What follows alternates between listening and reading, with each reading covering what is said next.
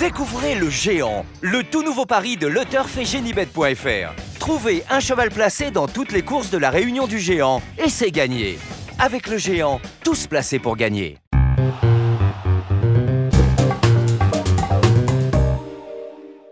Bonjour à tous, heureux de vous retrouver sur le plateau de Paris Turf TV pour notre émission quotidienne Reçu 5 sur 5, l'émission dans laquelle nous traitons chaque jour du Quintet Plus et du Top 5. Aujourd'hui, j'ai l'honneur d'accueillir à mes côtés pour étudier une superbe épreuve sur l'Ascendant de Vincennes, Damien Cazet. Bonjour Damien. Bonjour Alexandre et bonjour à tous. Damien, c'est vrai qu'on a de la chance, je pense que dimanche c'est l'une des plus belles réunions de l'année. Le fait qu'on ait le Ténor de Beaune, le Prix de Vincennes et le Critérium Continental, du coup c'est l'épreuve sur laquelle on va plancher ici. C'est plutôt sympa d'avoir eu assez de partants. Ils sont 15 au départ de cette épreuve. Toujours cool d'avoir un groupe 1 qui est support d'événements parce qu'on a des très bons chevaux, on a d'excellentes bases et on a généralement que très peu de surprises. Bon, en tout cas, on vous attend au rendez-vous déjà avec votre prono. Le 5, Bold Eagle, le 9, Billy de Montfort, le 6, Bird Parker, le 12, Bellina Josselin, le 7, Speciales, 8, Bocage d'Ortige, 13, Booster Winner et 4, Bluegrass. Votre favori, ce sera celui de la France entière et heureusement, c'est normal, le numéro 5, Bold Eagle, qui a vraiment fait grosse impression pour son retour sur l'Ascendant de Vincennes, on le voit, c'est le prix Octave Douanel. Et ce jour-là, Franck Nivard, on le voit, on a l'impression qu'il est à l'entraînement et le cheval peut-être prend plus dur à l'entraînement, il a tout simplement surclassé l'opposition. On voit Bird Parker là, qui vient prendre une bonne 4e place alors qu'il avait manqué son départ.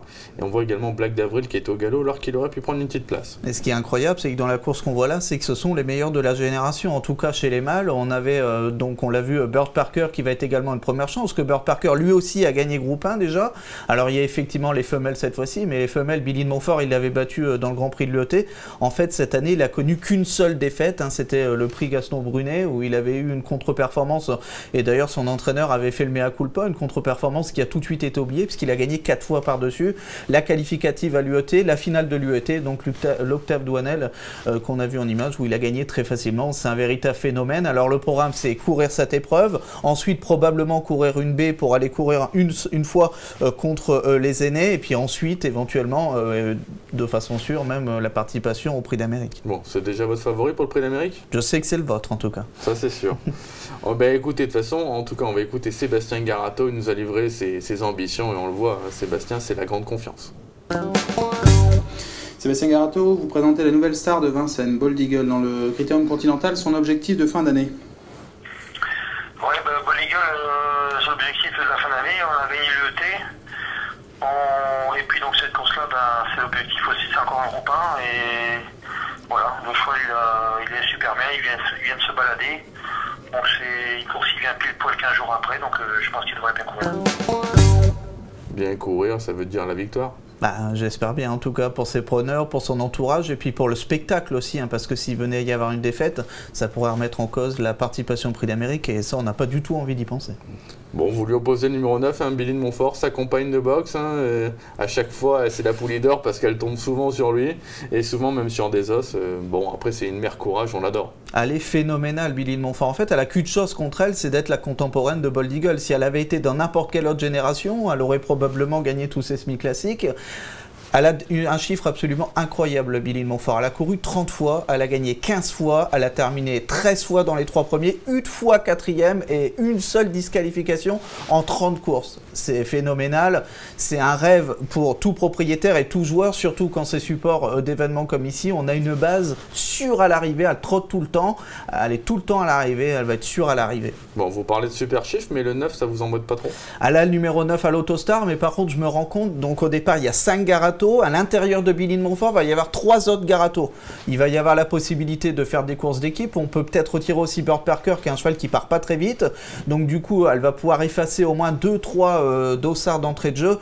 Et il va y avoir du relais devant les tribunes d'entrée de jeu. Dans la descente, il va y avoir du relais. Et Billy de Montfort va pouvoir venir côté corde assez rapidement, je pense. Bon, là encore, on va écouter l'interview de Sébastien Garato.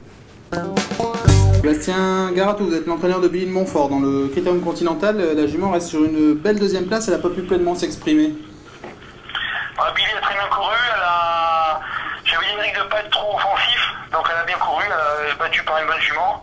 Mais au moment de la lancer, il n'a pas pu trop avoir de passage, donc voilà, elle est 2e, elle court bien. À nouveau, Bold Eagle sur sa route comme à Volvega. Voilà, le problème c'est ça, il y a Bold Eagle, il y a peut-être Specialist, c'est des chevaux qui sont en forme, donc s'il y avait dans les 3 premières, ce serait déjà bien. Dans les 3 premières, vous voulez les placer en 2e position, c'est logique. Vous, en 3e position, vous placez le numéro 6, Bird Parker. Vous l'avez dit, vous aurez été certainement encore plus confiant sur une longue distance.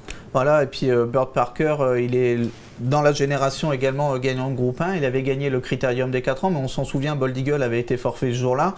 Et la dernière fois, lors du dernier SMI classique, il a quand même fait très belle impression. Il faisait une bonne performance ce jour-là, il terminait 3e. Alors certes, on a du mal à imaginer qu'il va battre Bold Eagle, hein. Il est clairement en dessous de lui, mais il va encore terminer à l'arrivée. Le petit point négatif, c'est le départ. C'est un cheval qui part moins vite que les autres, donc du coup, il y a un moment ou un autre, il y a des efforts à faire que d'autres n'auront pas fait.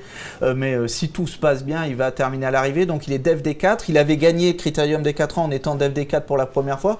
Il a été DFD4 à 3 reprises. Ici, c'est la 4e, et c'est clairement une chose qui l'avantage. Le numéro 12, Bélina Josselin, je sais que c'est une jument que vous appréciez tout particulièrement, et puis elle le prouve, hein, actuellement, elle vient de gagner semi-classique devant Billy de Montfort. On était sur ce plateau déjà lorsqu'elle a participé à un événement à Anguin qui était de bien moindre facture, et on s'était un peu mouillé en disant elle fait sûrement partie des meilleures de la génération. 6 courses plus tard, elle gagne son semi-classique, certes il n'y avait que des femelles, mais elle battait Billy de Montfort. Sébastien Garato, c'est la course dont il parlait tout à l'heure, hein. Billy de Montfort n'avait pas été très offensive, mais Bélina Josselin avait quand même eu le mérite de battre toutes les femelles. Alors elle fait partie avec Billy de Montfort des 2 meilleures femelles de la génération selon moi, et donc ça lui permet d'ambitionner une place dans les 5 premiers. Et le départ en seconde ligne pour elle? Bon voilà, évidemment quand on est en seconde ligne, hein, ça tombe sous le sens et qu'il faut bénéficier d'un bon parcours, mais on peut compter sur Jean-Michel Bazir pour prendre les bons dos. Évidemment des bons dos il va y en avoir, même si la course peut s'avérer tactique avec les Garato devant, mais pour terminer dans les 5 premiers, JMB va évidemment prendre les bons dos. Le numéro 7, Specialist, on s'attendait peut-être à l'avoir un peu plus haut dans votre sélection. Est-ce que vous pensez qu'il court un peu trop rapproché à votre goût? Bon, il y a quelques points négatifs. C'est déjà le fait que le cheval tire constamment. Alors effectivement, le lot, la dernière fois, le prix Oscar Collard était moins relevé. Viking Va Bene est gagné. Viking Va Bene est un bon cheval. Maintenant, est-ce qu'il vaut groupe 1? J'en suis pas sûr du tout. Le numéro 7 derrière l'Autostar, certes, il va y avoir probablement une course tactique entre les Garato, mais ça pourrait être au détriment de Specialist qui pourrait se retrouver né au vent ou en 3e épaisseur, ou en tout cas un parcours beaucoup moins intéressant que les Garato. Certes, il y a cette fois-ci l'effet déféré des antérieurs, c'est pour ça que c'est une très bonne chance avant le coup. Est-ce que Specialist vaut groupe 1? Évidemment, avec au départ, de toute façon, Bold Eagle et Billy de Montfort, on ambitionnera que les places, chose qui devrait lui arriver. Maintenant, c'est pas la première chance de la course, on va dire que c'est une très bonne chance pour être 4-5e.